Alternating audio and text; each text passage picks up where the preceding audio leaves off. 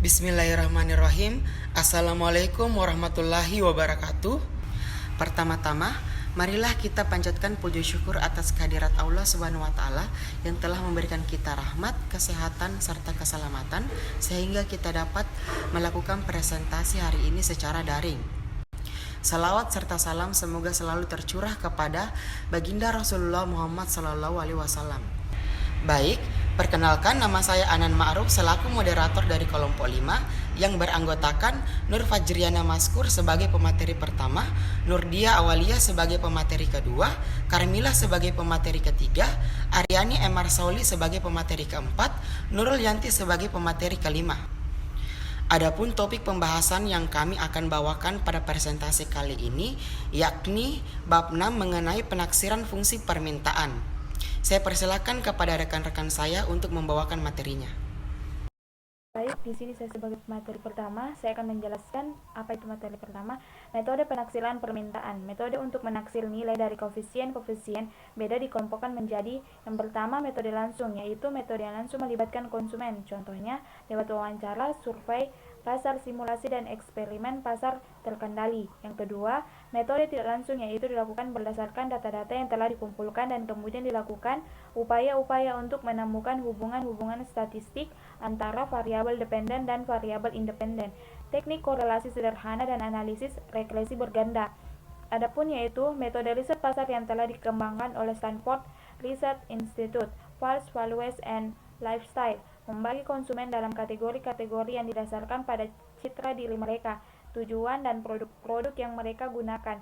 Pendekatan ini ditekankan pada pertanyaan siapa konsumennya, bagaimana cara mereka hidup, apa yang mereka beli, dan mengapa mereka membeli produk tersebut. Pendekatan ini lebih komprehensif ketimbang pendekatan lama yang hanya memperhatikan karakteristik demografis konsumen, yaitu umur, pendidikan, pendapatan, dan jumlah anak.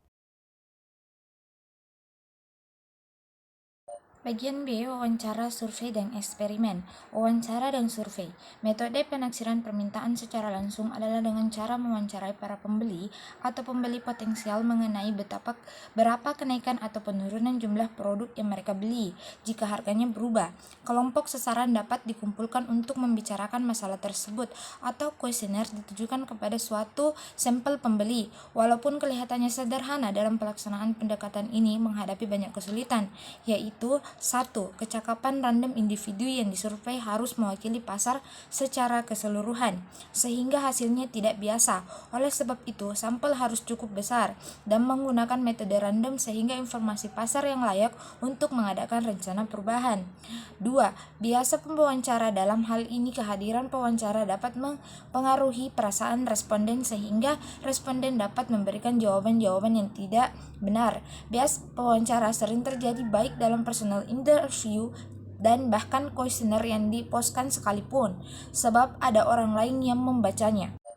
3. Adanya kesenjangan antara niat dan tindakan. Masalah ini sering juga disebut sebagai masalah asuransi jawaban atau respondent accuracy. Konsumen benar-benar berniat membeli suatu produk ketika diwawancarai, tetapi ketika dipasarkan mungkin sesuatu telah mengubah niat dan pikiran konsumen tersebut. Akhirnya, jawaban-jawaban responden juga tidak dapat bisa dipercaya. Pertanyaan yang diajukan membingungkan, atau ditafsir salah, atau mengundang hal-hal di luar dunia imajinasi konsumen. Secara ringkas bisa dikatakan bahwa dalam membuat kuesioner harus dipikirkan masak-masak dan hati-hati, dan harus disertai analisis dalam menginterpretasikan hasil survei. Secara ringkas bisa dikatakan bahwa dalam membuat kuesioner harus dilakukan dengan pertimbangan yang matang, dan kita harus berpikir kritis dalam menginterpretasikan hasil-hasil survei tersebut. Eksperimen pasar adalah bahwa dapat dilakukan dalam skala yang berseruntuk lebih meyakinkan mengenai keabsahan dari hasilnya, dan bahwa konsumen dan tidak sadar bahwa mereka merupakan bagian dari suatu percobaan. 3. Eksperimen. Eksperimen pasar ini juga mempunyai beberapa kekurangan yang serius. Salah satunya adalah dalam rangka menjaga biaya tetap rendah. Percobaan biasanya tetap dilakukan dalam skala yang terbatas dan dalam jangka waktu yang relatif singkat, sehingga gambarannya terhadap seluruh pasar atau jangka waktu yang lebih panjang patut dipertanyakan. Kejadian di luar dugaan, seperti mogok, cuaca yang jelek, dapat secara serius menjadikan hasil yang biasa dalam percobaan yang tidak terkontrol.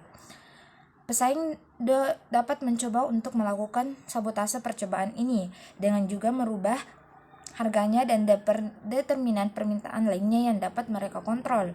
Mereka juga dapat memonitor percobaan ini dan mengambil keuntungan informasi yang bermanfaat yang tidak ingin dibuka oleh perusahaan. Akhirnya, sebuah perusahaan dapat secara permanen kehilangan dengan harga proses peningkatan harganya selama percobaan berlangsung dengan harga yang relatif tinggi. Analisis regresi. 1. Analisis runtut waktu dan seksi silang. Analisis regresi dengan data runtut waktu atau time series. Jika kita memiliki jumlah observasi data biaya output yang lebih banyak, maka kita dapat menggunakan analisis regresi untuk menafsir hubungan antara biaya dengan suatu tingkat output tertentu, sehingga memperoleh penafsiran MC. Masalah yang sering muncul pada penggunaan data runtut waktu yaitu jika selama periode observasi beberapa faktor mengalami perubahan, maka hasil dari analisis regresi akan kurang dapat dipercaya. Analisis regresi dengan data runtut waktu sangat peka terhadap masalah kesalahan pengukuran atau mean-resume error. Data biaya harus mencakup masalah semua biaya yang timbul dalam memproduksi suatu tingkat output tertentu, apakah sudah dibayar atau belum. Misalkan, output dan TPC mingguan dari perusahaan PGP telah berhasil selama 3 bulan.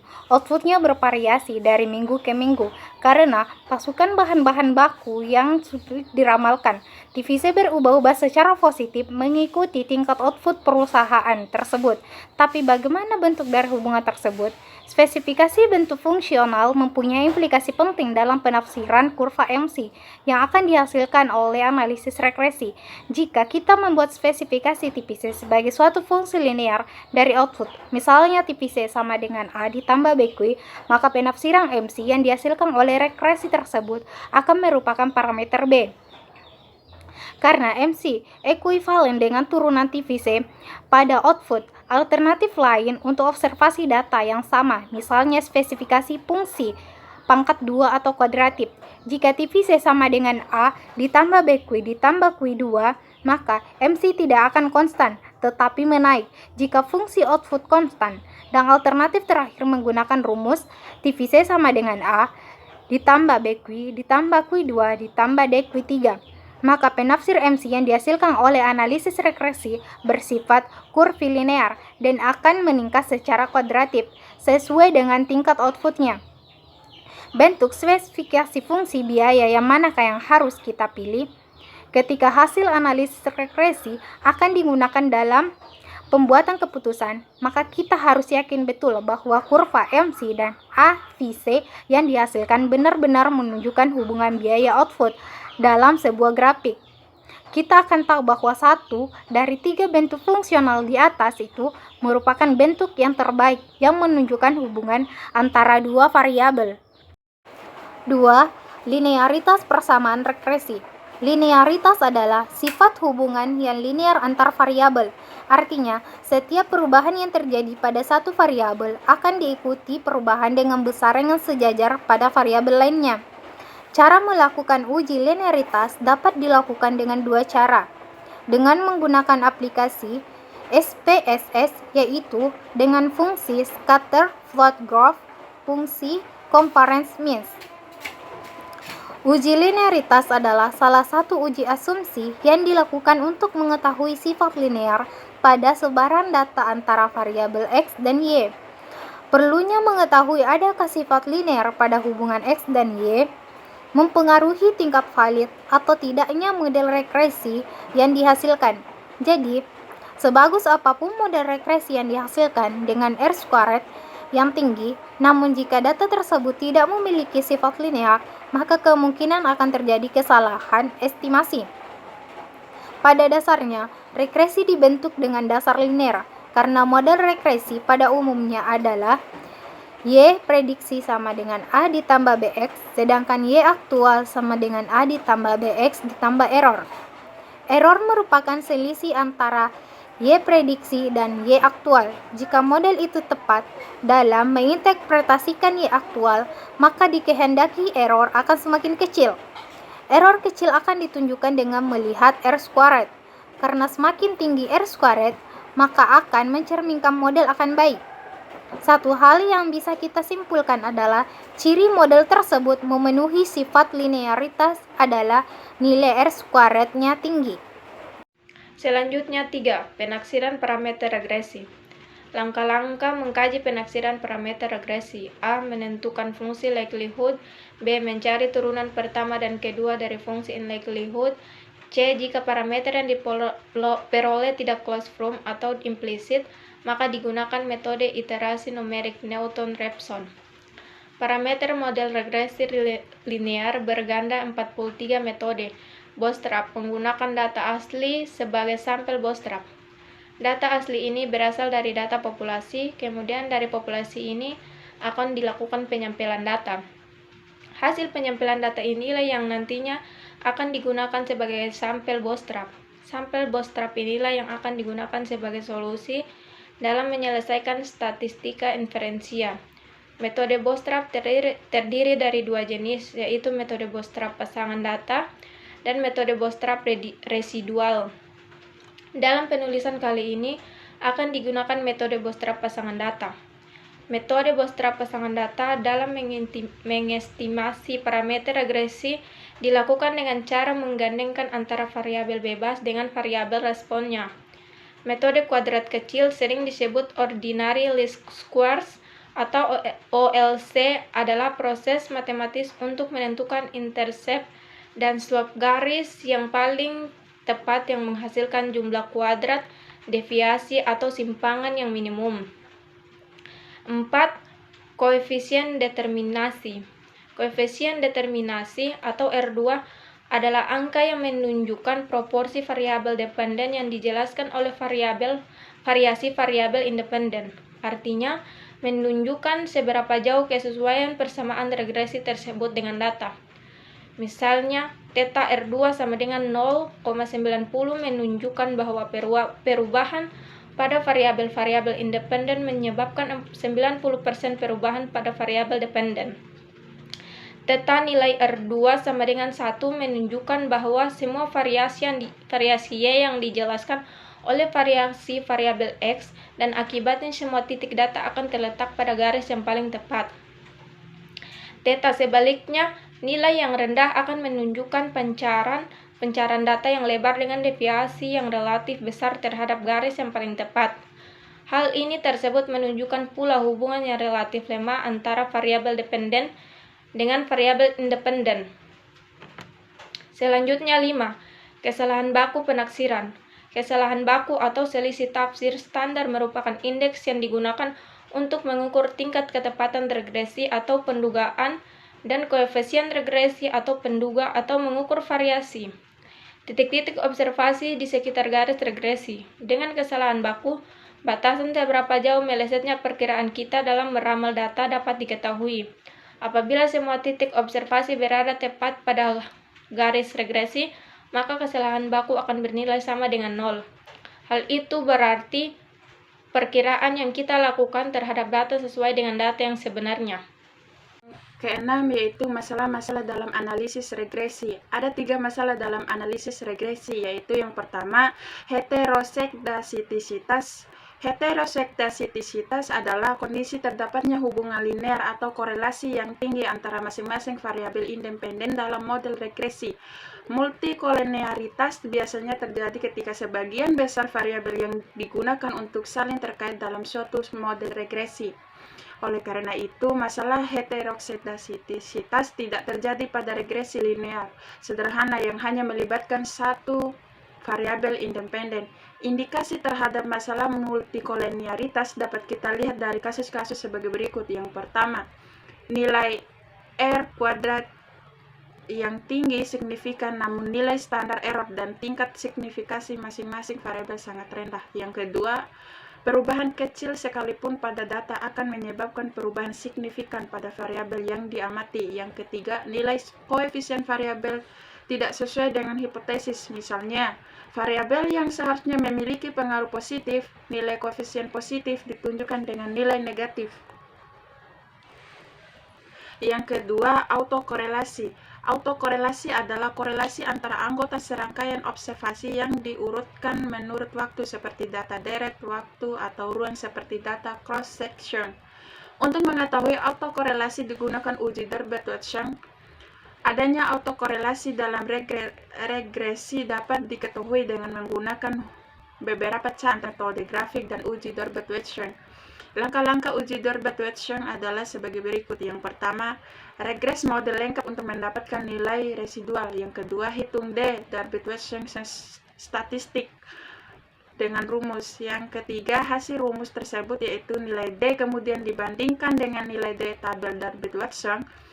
Pada tabel D tersebut terdapat dua nilai, yaitu nilai batas atas dan nilai batas bawah untuk berbagai nilai N dan K. Untuk autokorelasi positif dalam kurung 0 kurang dari P kurang dari 1.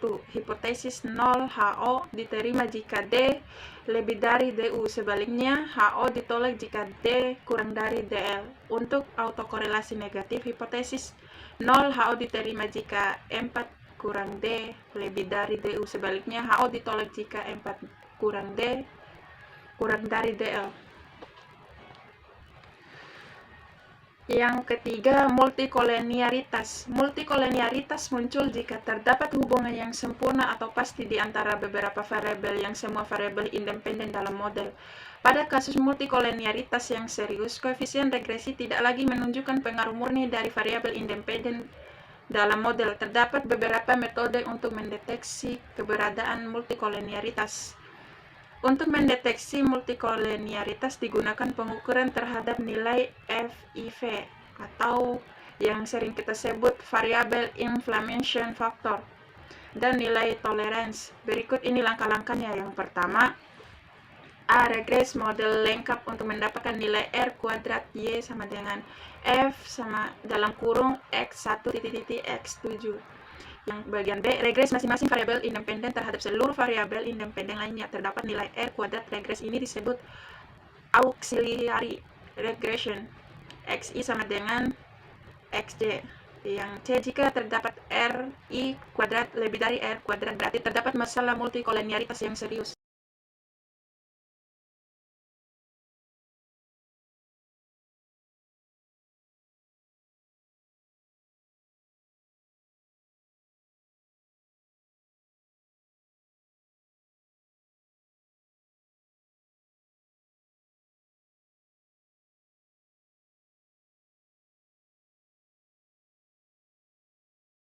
Yang terakhir, contoh soal.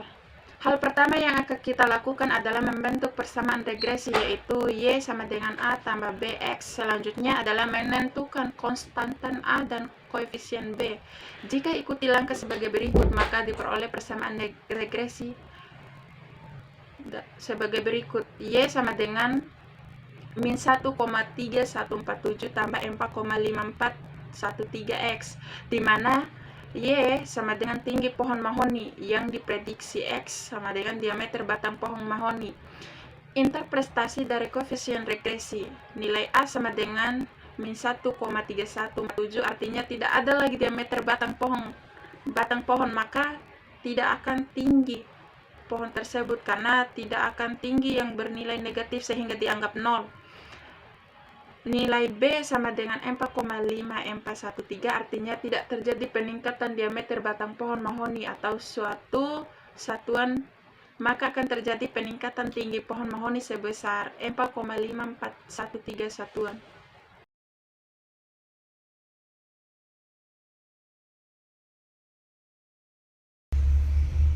Demikianlah pemaparan materi dari kelompok kami. Semoga dapat bermanfaat untuk kita semua. Kurang lebihnya mohon dimaafkan. Terima kasih. Wabillahi taufiq wal hidayah. Wassalamualaikum warahmatullahi wabarakatuh.